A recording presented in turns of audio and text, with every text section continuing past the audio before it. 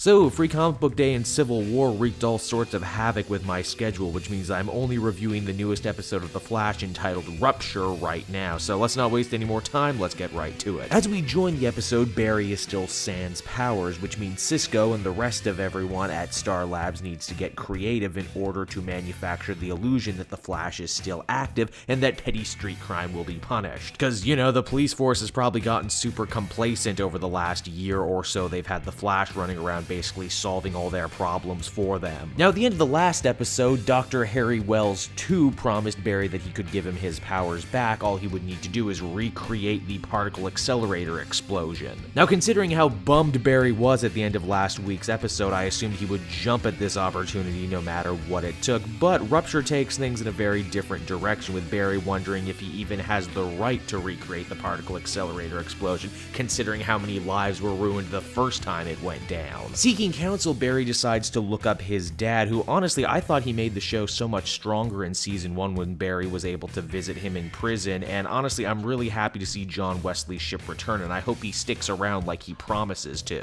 And you know what, maybe if Papa Allen sticks around, Barry will stop looking for father figures in evil speedsters who want to steal his powers, am I right? Actually, you know what, I'm glad I said that, because Barry's many father figures actually makes up more or less the backbone of this episode, with Joe, Harry 2, and even his real dad all having different ideas about what he should do. None of them are wrong either too, which I quite enjoyed. At the other end of the episode, we have Cisco, who after a rather terrifying vibe begins to fear for his brother Dante's safety and tries to get together some sort of reconciliation between the two. These plans get dashed, however, when they come under attack by the metahuman known as Rupture, who is actually the evil Earth 2 counterpart of Dante. Fun fact about Rupture, he's actually a fairly new comic book character, so I'm surprised to see him show up in the show, and I'm even more surprised to see how perfectly accurate his costume is. I mean, look at this. Griffin Grey gets short shafted last episode, but Rupture looks perfect. Rupture has come to this Earth as part of Zoom's new plot to take over this Earth because, well, that's just kind of the thing he does, and after stealing Barry's speed, he needed a new motivation and a new hobby, and what better hobby than taking over an entire Earth? As a show of power, Zoom elects to murder all of Central City's cops. Although that being said, he gets distracted rather easily and also trying to keep Caitlin Snow hostage as she attempts to undermine his plans from the inside. To confront this plot, Barry and everyone else on Team Flash is going to have to use their wits to form some manner of trap for Rupture. Once again, I feel like I felt last week when it came to the villain of the week, where it's like, yeah, he has one amazing power, but he's still human. You cops have guns, why didn't you try shooting him? Come to think of it, there was even a moment when it looked like Dante 2 was going to get arrested, and I was thinking to myself, man, what are the legal ramifications for trying to jail someone from another Earth? Luckily, Zoom showed up to kill Rupture, which means I didn't have to ask those questions anymore. Man, invaders from Earth 2 do not have a good track record this season, do they? Credit where credit is due for Zoom. In this episode, he offers up probably one of the most terrifying and cool uses of super speed I've seen. By which I mean he murders several cops by breaking their neck in lightning speed. I only bring this up because it's this tragedy and loss of life that actually pushes Barry to finally decide to go through with the particle accelerator, which I guess is kind of an interesting idea for Barry to think that putting others in danger to get his own personal powers back might be seen as sort of selfish, but I don't know, maybe it shouldn't have taken 7 dead cops for our hero to finally get his head out of his ass. On the romance side of things, they actually do manage to move the Iris-Barry relationship in a rather meaningful direction this episode, with Iris basically telling Barry that he'll always have something to come home to in her. I guess beggars can't be choosers, but this scene didn't really rope me in the way I was hoping it would. I guess I should just count my lucky stars that they're finally moving ahead with this. Even if I also feel like they should have pushed the Barry-Iris romance way earlier in this season than they did. As the episode winds down, Barry straps himself into a very dangerous machine for some Dr. Frankenstein-style super science. The process ends up going horribly wrong, and it looks like,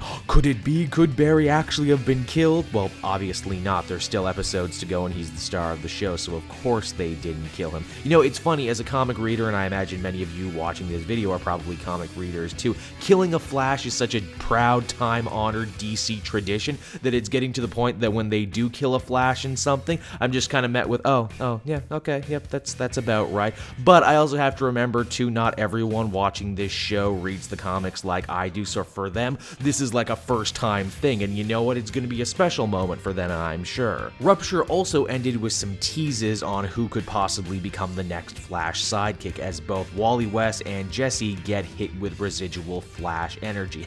This is way too funny. Last week I said I wonder who will get their powers first, and wouldn't you know it, they both seemingly get them at the same time. Well, you know what? After many shaky episodes in a row, I think Rupture managed to course correct for the Flash in a really big way. We had a cool villain of the week. Cisco got to shine in a hard-working B-plot built around him and his family. Papa Allen and John Wesley's shit make the show much better just with their very presence. We get a big old emotional cliffhanger. Yeah, all in all, pretty good episodes barring some small nitpicky complaints. Overall, I would feel comfortable giving this one a 7.5 out of 10. Hey everyone, thanks so much for watching my newest video. I hope you enjoyed it, and while you're here, why not check out another video I have on offer, or maybe if you're feeling in a supportive mood, you want to like or subscribe. And if you want to support the creation of more videos just like this one, then please by all means check out the Cape Joel Patreon. A little bit goes a very long way, and I will see you all next time.